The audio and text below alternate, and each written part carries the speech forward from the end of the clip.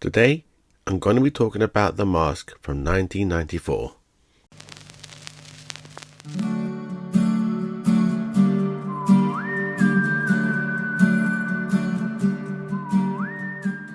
Greetings and welcome back. And if it's your first time here, thank you for visiting. I'm your host, JJP. The Mask started off as an American comedy horror comic book series created by Mike Richardson and developed by Doug Mahnke and John Arcudi, and was inspired by comic book characters like the Joker, the Green Goblin, Steve Ditko's The Creeper, and horror movie icon Freddy Krueger. Even Robert Louis Stevenson' novel of Dr. Jekyll and Mr. Hyde was an inspiration in the creation of The Mask. Published by Dark Horse Comics, the original trilogy titled The Mask Returns, and The Mask Strikes Back was released as a limited series from 1991 to 1995. The stories of The Mask revolved around a magical mask which bestowed on its wearer reality-bending powers and an altered appearance, which was characterized by a large set of teeth and a green head. The mask also affected the wearer's personality by removing all social and moral inhibitions, causing the wearer to become insane. The original wearer of the mask in the comics was Stanley Ipkiss, who had become a villain known as Big Head. The comics were dark and extremely violent. However, the film would take a more family-friendly approach and make what I personally consider one of the funniest films ever made. So, let's delve into the world of The Mask. But first, it's trivia time. What remake of a 1950 sci-fi film did Chuck Russell direct in 1988? Stay tuned to the end to find out. And if you're new to this channel and like what you see, please like and subscribe. I know it's an old film, but possible spoilers ahead, just in case you haven't gotten round to watching it yet.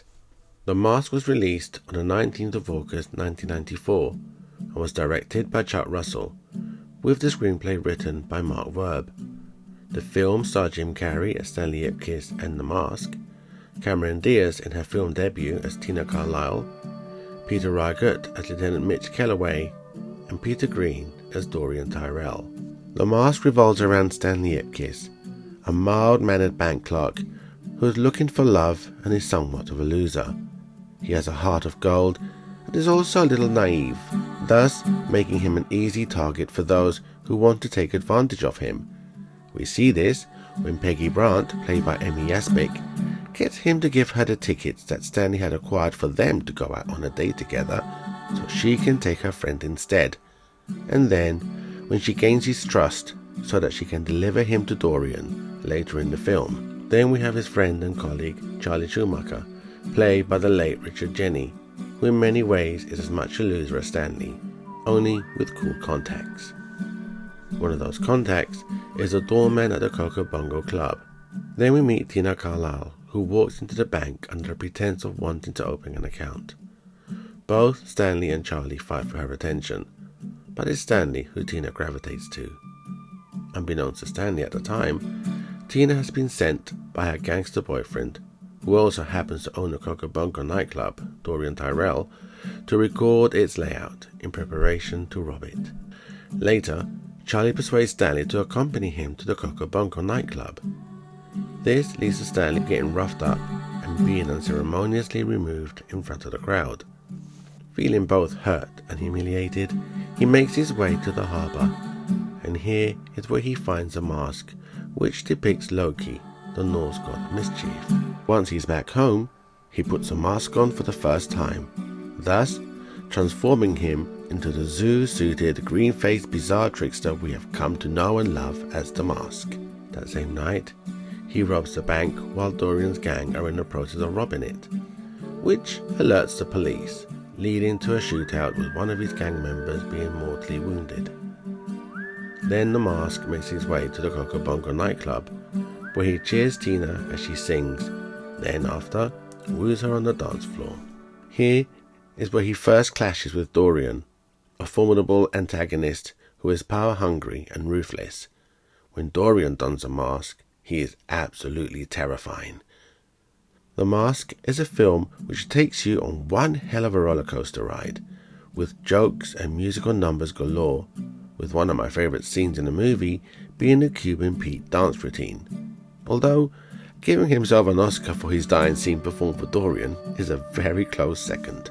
The film clearly draws a lot of inspiration from the Looney Tunes and Tex Avery cartoons. The special effects are outstanding, and the soundtrack is a blast to listen to. This is a role I believe Jim Carrey was born to play, and he shines in every scene he's in, both as Stanley Ipkiss and The Mask. The supporting cast all do a fabulous job too.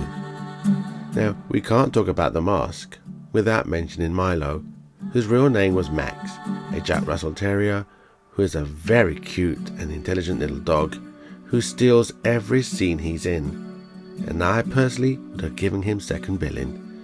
I first watched The Mask at the cinema at a time where I was dealing with a major heartbreak and my mother's health steadily declining. I didn't know it at the time, but The Mask was exactly what I needed. The film made me laugh so much that my sides hurt.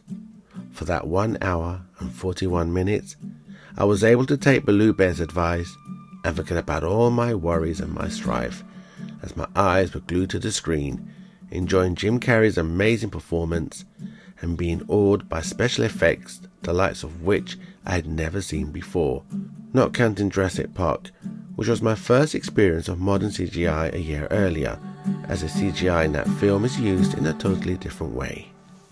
The Mask would go on to get a sequel, which was critically panned, and an animated show which ran for 3 seasons, airing from 1995 to 1997.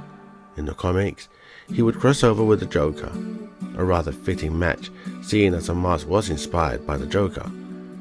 He would even cross over with the main man himself, Lobo.